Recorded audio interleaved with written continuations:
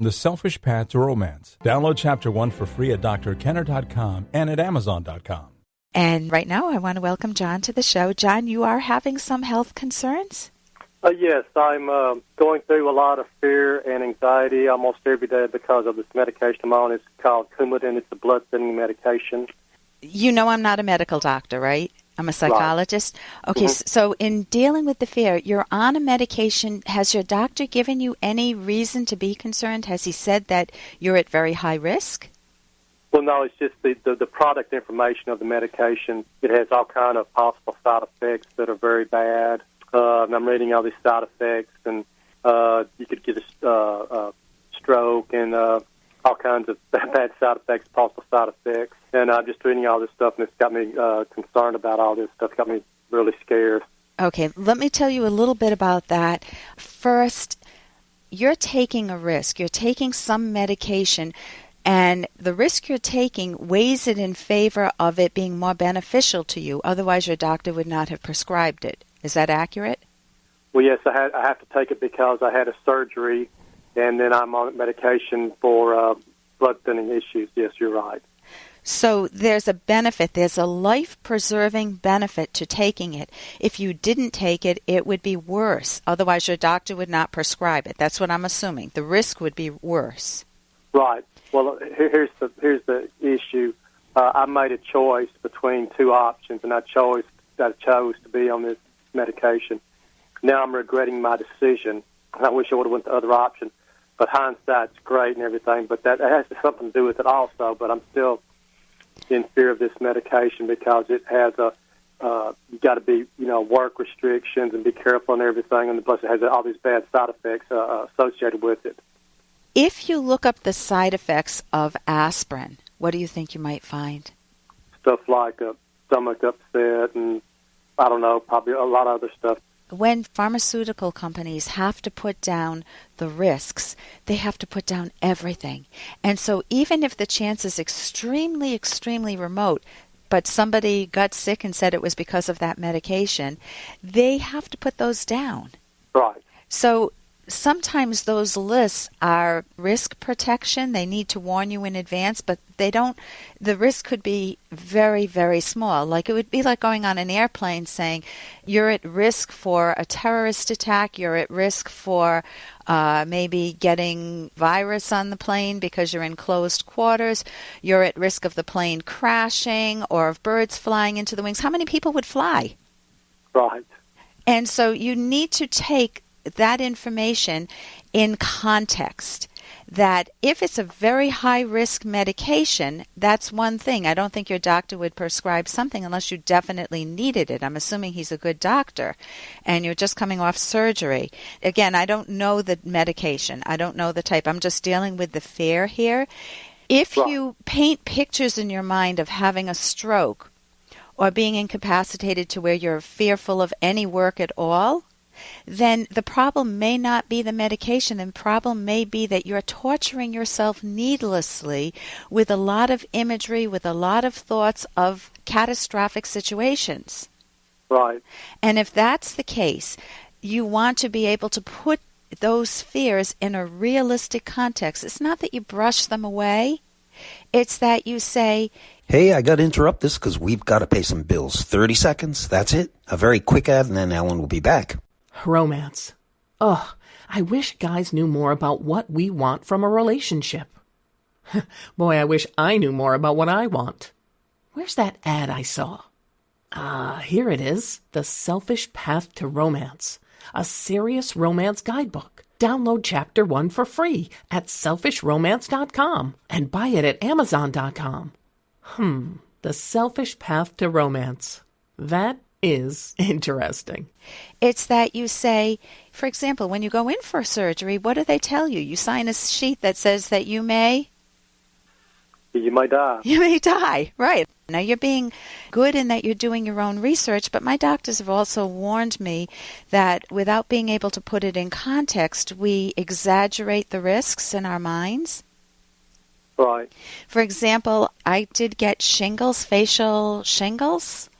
Do you know what that is? No, No, I don't. Well, I didn't either. And so I went on the web and I researched facial shingles, and it said that I could get Bell's palsy, my whole face just kind of losing the neuromuscular configuration, damage to nerves, permanent damage.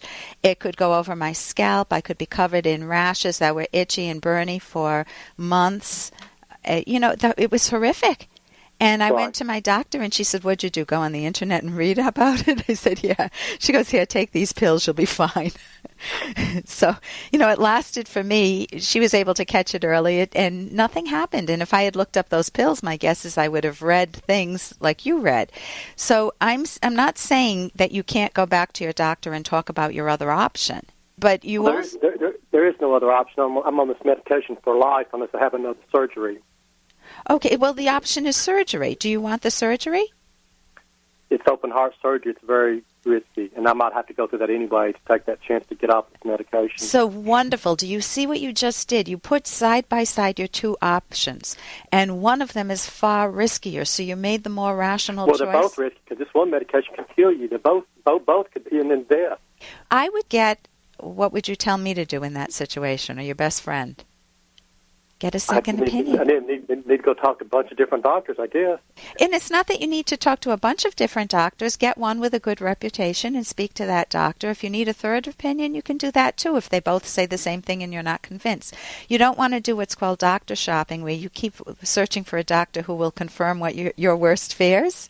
Painting pictures of the worst case scenarios, is that good? Would you want your kids to do that if they had to take this medication, or your best friend? Well, no, but even when you're on this medication and you're doing everything right, you still have a risk of bad things happening, though, and that's another part of it. But then it's learning to live with risk. When I get in my car to go to the gym, I'm learning to live with risk. Right. Am I going to catastrophize about it and read up on the web about how many people have died in a car accident? Right. How safe will that make me on the road, and how pleasurable will it be for me to drive to the gym? Right. Or will I be aware of the risk, do whatever I can to drive safely, and enjoy the gym? Look forward to the gym. Enjoy your life. Take the medication and enjoy your life. Get a second opinion or a third opinion, and then sit with that. And know that you can't have a risk-free life. Right. But not to catastrophize, not to paint those awful pictures in your mind, because you may be painting them and none of them may ever come true, and you may have wasted a lot of time. Right. So you say get a second, third opinion, talk to doctors, and see what they realistically Right, and think. don't catastrophize the risks. Any of us would feel nervous if we read the pharmaceutical information on any drug that we're taking. Yeah, that's what I'm doing. Yeah. I'm just so scared to death. Yeah, but but you can do that with any drug at all, and you would get the same fears because they all have to say the same thing. Okay. So thank you so much for your call, John. Okay, I wish you the best. And here's a little more from Dr. Kenner. Dad and I had another fight. I'm afraid if we stay under the same roof together, we'll do irreparable harm to the relationship we have as it is. You might remember why you moved him in the first place. You wanted to get closer to Dad. I still do. There isn't anything I'd like more, but he makes it impossible. I can't read my book, I can't have my coffee, I can't have any peace in my own home. So what you're saying is you want to be closer to Dad, but you don't actually want him around.